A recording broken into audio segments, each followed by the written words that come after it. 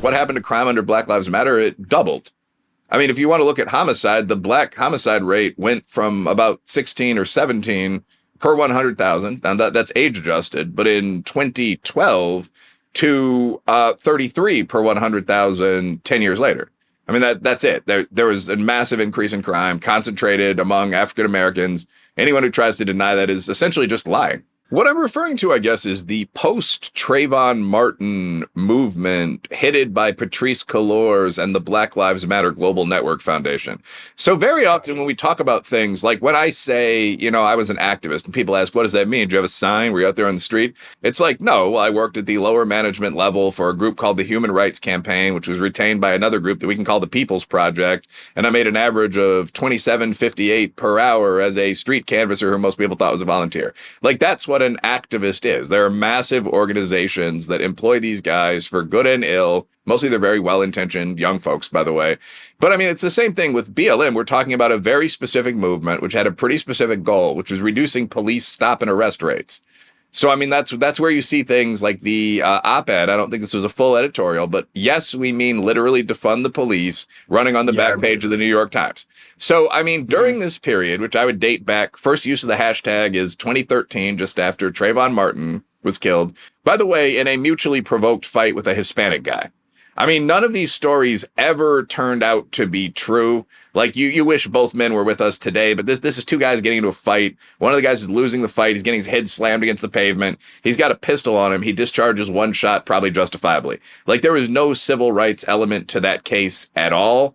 That was the beginning of all this. Then we led to Michael Brown. Michael Brown, hands up, don't shoot. Again, we now know that this guy attacked a police officer, Darren Wilson. Michael Brown's DNA was found on the slide and trigger guard of Darren Wilson's gun. The Barack Obama Justice Department refused to indict Darren Wilson. This doesn't mean that I, as a former working class kid, support any level of police abuse. It's just all these narratives were lies. And they were promoted by pretty specific organizations. And you can track down, as I and others have done. This was a feature in Spiked UK that I wrote that was pretty heavily edited that people contributed to. But I mean, you can track down who these organizations were, how much money they took in, how much money they gave out. And the end goal was we need to reduce or remove policing in the USA. So during that period, I mean, if you have an organization that says we need to stop American policing, and during that period, police stops drop 31% and the murder rate surges. I mean, the connection there is not especially difficult to draw. And I mean, it's a problematic one. But one last thing about BLM, by the way, that I don't think most black guys or like basketball playing white allies from the big cities or whatever understand, college kids, is that BLM was not a movement focused on helping the hood if you follow the money. In fact, neighborhood activists like Hawk Newsom, who's a cool guy, have criticized Black Lives Matter very extensively for this. And in the Spiked piece, we were able to pull up where they had sent money. And it was almost entirely like far left gay rights, anti-parenting organizations.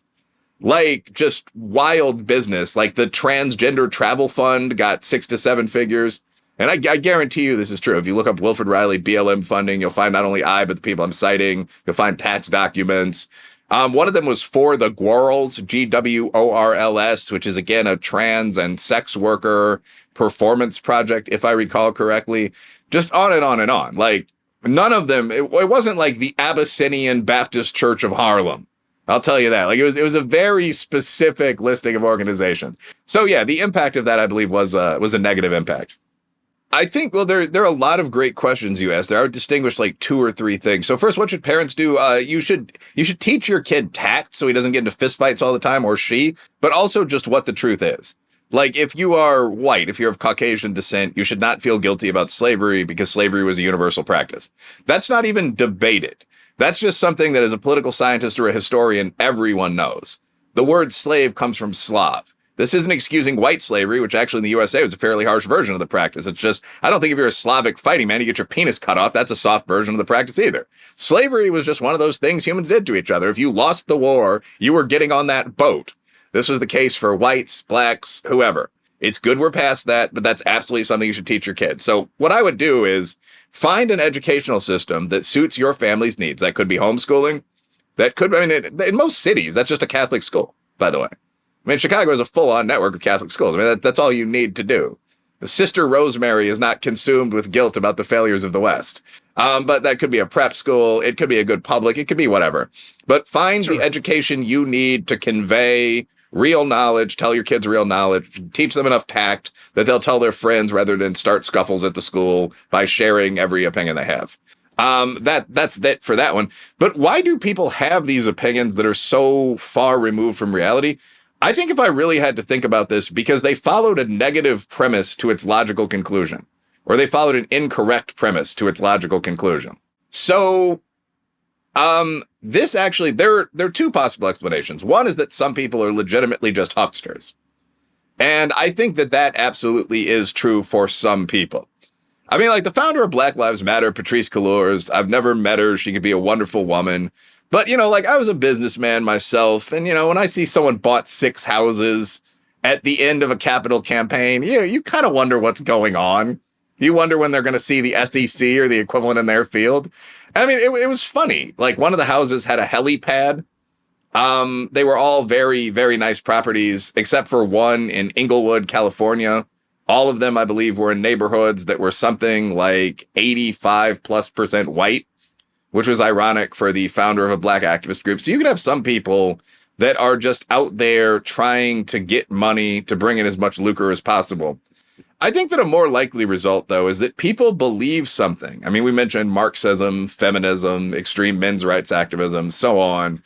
This could be anything. Creationism, no offense to devout religious viewers on either of our sides. But I mean, if you believe a premise that's false, 95 to absolutely false, and you follow it logically, you're going to come to faulty conclusions. And this happens all the time. I mean, there's a great argument in the God delusion, and I don't even agree with the thesis of this book necessarily, but Richard Dawkins, the biologist, is talking about why he can debate religion even though he's not a theologian. And he moves away from Christianity for a minute and gives, if I recall, the example of Hinduism. And he says, the argument that I can't discuss the Hindu philosophy because I am not a Hindu Vedic theologian is absurd. Because I am starting from the premise that people have logic. There's a baseline logical ability, which, and this is my line, but makes juries, interdisciplinary journals, journalism, so on down the line possible. And on the basis of this logic, I conclude that there are not invisible 5-armed blue gods. You know, it's a rude description of a friendly rival faith, but it's a logical conclusion you can come to. So I don't need to hear the best defenses of why some of the gods have 6 rather than 5 arms in order to know I don't believe this. I just don't think it's logically true. But if you follow from the premise that I need to understand Hindu philosophy to disagree with it, and further from the premise that a lot of it might be true, you're going to reach conclusions that are pretty much indistinguishable from those of mainstream Hinduism, if that makes sense. So it's, if you're starting from the conclusion that in the Black Lives Matter case, all disparities between groups have to be the result of racism, for example. Right. And I mean, I think this is the big one. This would be sort of the Ibram X. Kendi math. Yeah, and I really think this is the big one. Like, and I think Cullors believes this. I know Kendi believes this. I've debated him about it, at least online. Robin DiAngelo believes this. If you're starting from the idea that any disparity between any two groups must indicate racism, because the only other option is genetic inferiority, right? Then you have no conclusion to come to unless you yourself are a vicious racist, but that America is a very racist system. So how do people come to these nonsensical conclusions that racism is everywhere? Police shootings must be the result of racism, and the only solution is disbanding the police? I guess the praxis would be all gaps are caused by racism. There's a gap when it comes to police shootings. And even though this will damage society, we can't allow a murderous racist gap like this one. Now, I would personally say that from a brutal kind of Roman imperial perspective, sure you can. Like, you absolutely don't double the murder rate because your current system is morally flawed. You must be insane. Crucify him. But many people would disagree with that. And if you begin with the starting assumptions of Black Lives Matter, you get to that point logically, I would say.